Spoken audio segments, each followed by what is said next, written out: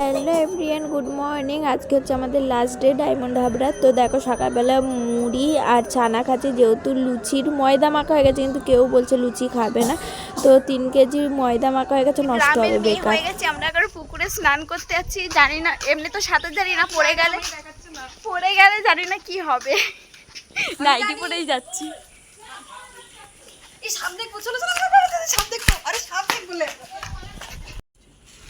আমি যাবো। পায়ে আওয়াজ করছিস কেন? গাইস, কুমিরের মতো একটা মাছ।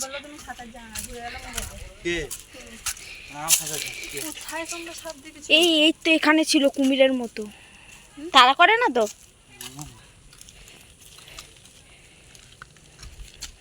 কই আচ্ছা, এই পাশটাই ঢুকলো কুমিরের মতো গো সাপ। গাইস, এখানে ভর্তি সাপ।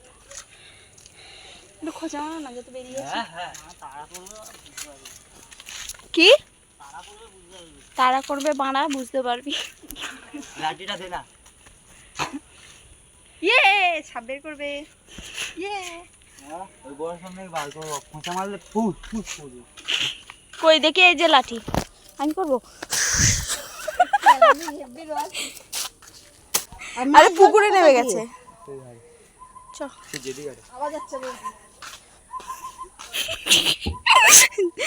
ওই যে ডাকছে সাপটা শ শ করে, এখানটাই রয়েছে, আর এখান দিয়েই ঢুকেছে।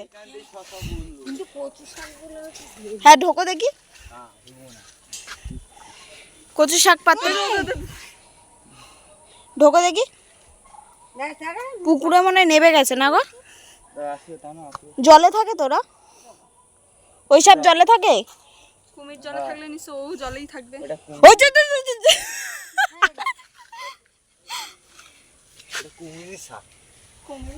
গো সাপ কেলানে পাগলা সাপ দেখছি। তোমাদের রিজু সাপ বের করছে। তোমাদের রিজু সাপ বের করছে। এখান থেকে ফস করে গেল সাপটা। ওই যে গো সাপ। কোথায় গেল? এই তো এখানটায় কি খাচ্ছিল। কি গো সাপ? আর বউদি ওটাকে নিয়ে খেতে ছিল, লোকের কাছে। হ্যাঁ গাইস, তোমরা ঠিকই শুনেছো, এই ডায়মন্ড হাবড়ায় অনেক গোসাপ রয়েছে। তো ওদের পায়ে পায়ে মানে পায়ের সামনে সামনে কোনো ঘরে ঘরে এরকম ঢুকে যায়। ওদের ভয় লাগে না, বাট আমাদের ভয় লাগে। তো এখন যাচ্ছি আমরা পুকুরে স্নান করতে।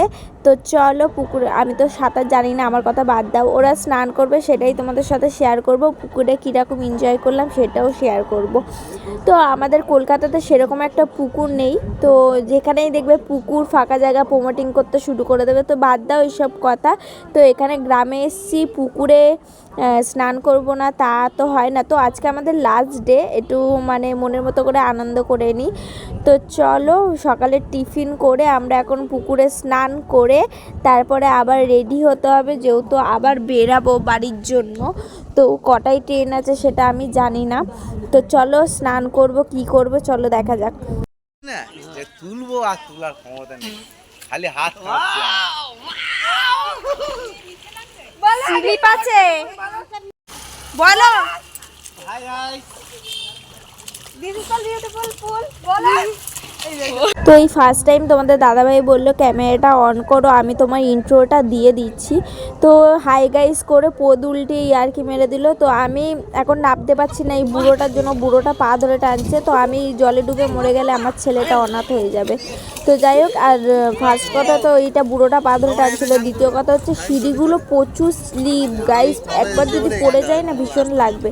তো বাড়ি গিয়ে রেডি শেডি হয়ে নিয়েছি। এখন আমরা বাড়ির উদ্দেশ্য, মানে দুপুরবেলা খাওয়া দাওয়া করেছি সেটা আর ক্যাপচার করা হয়নি।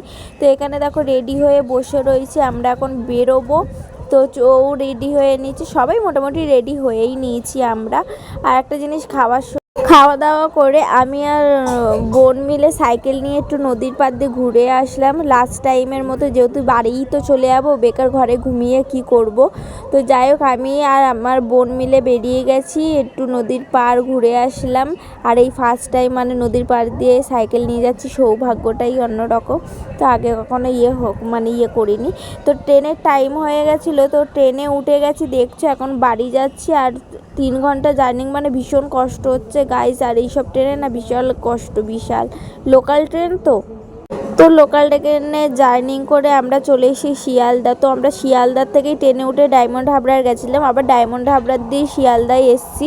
তো দেখো এই শিয়ালদা মানে একদম চোর ড্যাশ জায়গা। তো যাই হোক, এখন দেখছো মানে রাত 9টা বাজতে যায়। তো এখানে দেখো দাঁড়িয়ে একটু কফি খেয়ে নেবো, যেহেতু 3 ঘন্টা জার্নি মানে অনেক, আর ভীষণ কষ্ট হচ্ছে। তুমি দেখবে যাওয়ার দিন খুব আনন্দ করে যাওয়া যায়, মজা টজা করে, আর আসার দিন যেই বাড়িতে আসবো মানে শরীর একদম উইক হয়ে যায়, বেকার লাগে। তো দেখো এখানে দাঁড়িয়ে এখন মানে কফি খেয়ে নেব আমরা, আর এই দেখো সবাই দাঁড়িয়ে পড়েছি কফি খাওয়ার জন্য। তো যাই হোক, একটু এখানে কফি টফি খেয়ে বাড়ি যাব। তো আজকের ব্লগটা এইটুকুই, যদি ভালো লাগে কী করতে হবে তোমরাই জানো।